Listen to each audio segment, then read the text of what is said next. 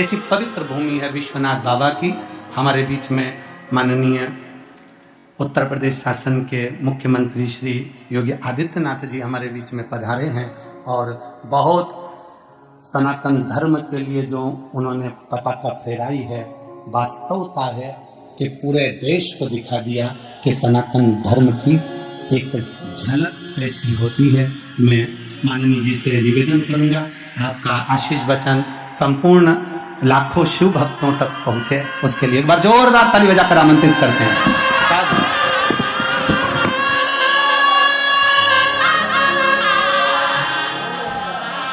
हर हर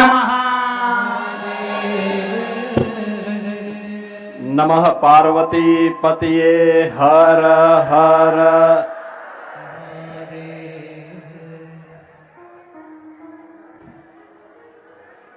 पवित्र व्यासपीठ पर विराजमान पूज्य संत पंडित प्रदीप मिश्रा जी महाराज, इस पूरे कार्यक्रम के आयोजक जगत गुरु महामंडलेश्वर श्री सतवा बाबा संतोष दास जी महाराज, हमारे सभी पूज्य संतजन, इस पावन कथा में उपस्थित सभी हमारे माननीय जनप्रतिनिधिगण और लाखों की संख्या में उपस्थित सभी श्रद्धालुजन,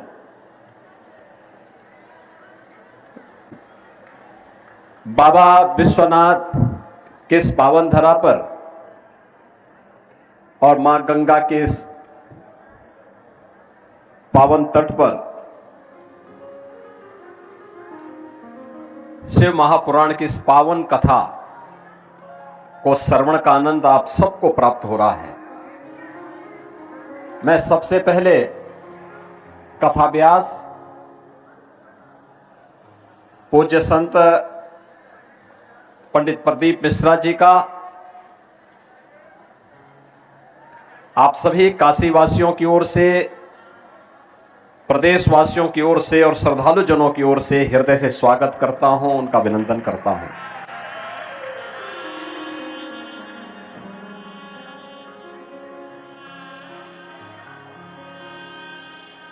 तेरह जनवरी से 26 फरवरी तक यानी पौष पूर्णिमा से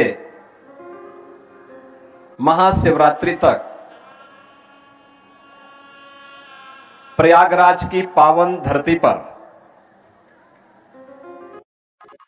दुनिया का सबसे बड़ा आध्यात्मिक और सांस्कृतिक समागम महाकुंभ 2025 का आयोजन है और उससे ठीक पहले काशी की धरती पर इस पावन कथा के माध्यम से इस कुंभ का दर्शन हम सबको देखने का अवसर प्राप्त हो रहा है।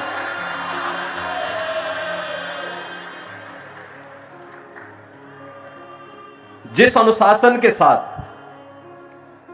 और जिस श्रद्धा भाव के साथ आप सभी इस पावन कथा का श्रवण कर रहे हैं, तो मैं आप सबका भी सबसे पहले हृदय से अभिनंदन करता हूं।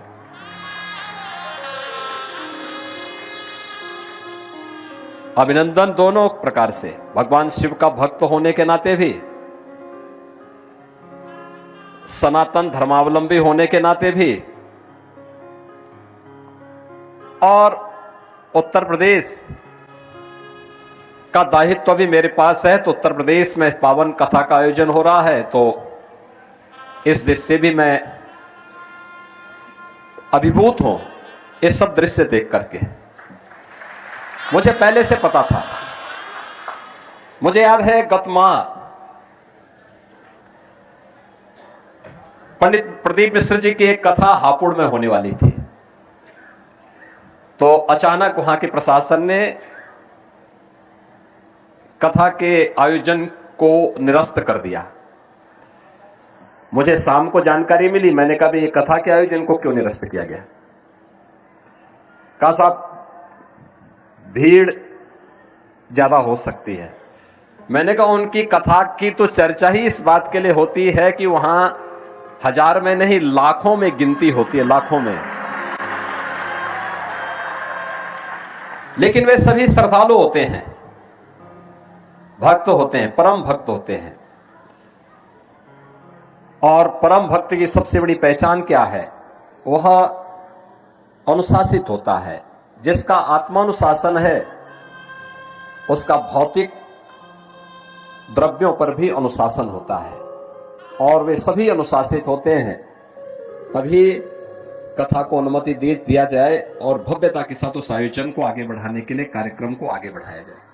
और मुझे बहुत अच्छा लगा, जो भी वहां पे गया अभिभूत था। फर्रुखाबाद में कार्यक्रम हुआ, वहां पर भी यही दृश्य था। दृष्टि सबकी अपनी अपनी होती है। ये दृश्य हमारे लिए सनातन धर्म का एक लघु रूप है, लघु भारत का रूप है, और ये हमारी सामाजिक समता का भी प्रतीक है। कौन कहता है कि हम आपस में बंटे हैं? कहां जातिवाद है, कहां संप्रदाय का वाद है, कहां उपासना विधि का विवाद है? हम तो सब एक होकर के इस पावन कथा के माध्यम से अपने राष्ट्र धर्म के निर्वाह के लिए अपने आप को समर्पित करने के एक धर्म योद्धा के रूप में अपने आप को समर्पित कर रहे हैं। और एक कथा उसका एक उदाहरण हम सबके सामने प्रस्तुत कर रहा है। जब मैं कथा के इस विहंगम दृश्य को देख रहा हूं, एकदम सामने बाबा विश्वनाथ का धाम है, मां गंगा का सानिध्य है। कितना सतवा बाबा ने ऐसा स्थल चयन किया कि एक साथ बाबा के भी दर्शन हो और मां गंगा के और मां अन्नपूर्णा के भी दर्शन हो, बाबा भैरवनाथ जी के भी दर्शन हो जाए। यानी यहां से एक साथ, यानी कथा भक्त ही नहीं सुन रहे हैं, साक्षात देवादिदेव महादेव भगवान विश्वनाथ भी सुन रहे हैं, बाबा भैरवनाथ भी सुन रहे हैं, काल भैरव भी सुन रहे हैं, और मां गंगा और मां अन्नपूर्णा भी सुन रही है। इतना विहंगम दृश्य, ये उन सभी लोगों के मुंह पे एक जवाब है जो हमें जाति के नाम पर, क्षेत्र के नाम पर, भाषा के नाम पर, तमाम वादों के नाम पर बांटते हैं। उनकी आंखों को खोलने के लिए कथा पर्याप्त है। इस कथा का विहंगम दृश्य ही पर्याप्त है। और मुझे इस बात की भी प्रसन्नता है कि 5000 वर्ष पहले हम जिस पवित्र पीठ को व्यासपीठ कहते हैं, भगवान वेदव्यास की पवित्र परंपरा, भगवान वेदव्यास ने चारों वेदों का संग्रह करके आने वाली पीढ़ी को दिया। गुरु शिष्य की परंपरा वेदों के संरक्षण के लिए कैसे बननी है, भगवान वेदव्यास ने परंपरा दी। महाभारत जैसा 1 लाख श्लोकों का महाप्रबंधन काव्य,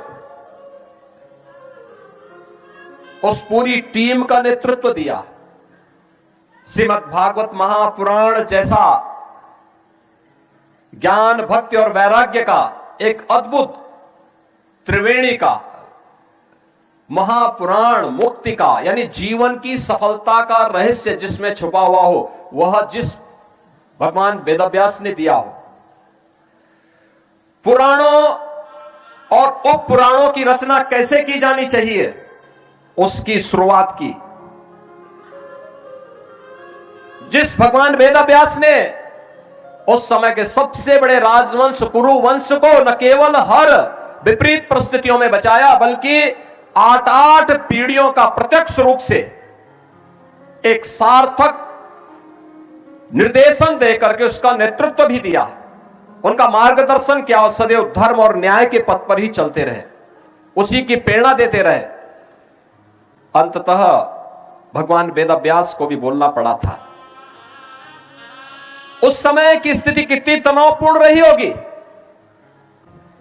किस प्रकार की त्रासदीपूर्ण रही होगी, जब भगवान वेदव्यास को बोलना पड़ा था कि मैं दोनों हाथ उठा करके लोगों से चिल्ला चिल्ला के बोल रहा हूं कि धर्म का मार्ग का अनुसरण करो, क्योंकि धर्म से ही अर्थ और कामनाओं की सिद्धि हो सकती है। लेकिन मेरी कोई सुनता नहीं। लेकिन आपकी इस पावन कथा ने, महाराज आपकी इस पावन कथा ने यह साबित किया है कि नहीं, देश धर्म की बात को सुन रहा है और भगवान वेदव्यास का सम्मान कर रहा है। अपने इष्ट के प्रति, अपने देवी देवताओं के प्रति, अपने समाज के प्रति तो होना ही चाहिए, लेकिन अंततः यह मान के चलना चाहिए कि हम सबका अंतिम लक्ष्य होना चाहिए कि हमारे राष्ट्र की एकता और अखंडता को कोई चुनौती न देने पाए, उसको कोई खंडित न करने पाए, क्योंकि उसी में देश भी बचा हुआ है, उसी में धर्म भी बचा हुआ है, उसी में समाज भी बचा हुआ है, उसी में हम सब भी बचे हुए हैं, उसी में हमारी कथाओं की पावन परंपरा भी बची हुई है।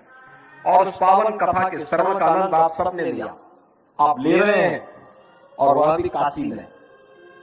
मैं इसके लिए सतवा बाबा को भी और उनकी पूरी टीम को भी हृदय से उनका भी अभिनंदन करता हूं। और मैं इस अवसर पर इस पूरी कथा के प्रति अपनी शुभकामनाएं देता हूं और एक बार फिर से कथा व्यास पूज्य संत पंडित प्रदीप मिश्रा जी को हृदय से बधाई देता हूं एक सफल आयोजन के लिए, सफल कार्यक्रम के लिए। इस सफल बृहद विहंगम दृश्य को मां गंगा के तट पर इतना बृहद आयोजन इतने अनुशासित तरीके से यहां पर हो रहा है, इसके लिए मैं आपका हृदय से अभिनंदन करता हूं। और आपकी ये यात्रा सनातन धर्म के लिए, भारत के लिए इसी बृहद रूप में आगे बढ़ती रहे, इसके लिए हमारी शुभकामना है। उत्तर प्रदेश की पूरी शुभकामना आपके साथ में है। इस पूरे अभियान के प्रति मैं अपनी शुभकामनाएं देते हुए अपनी वाणी को यहीं पे विराम देता हूं। जय जय श्री राम, हर हर महादेव।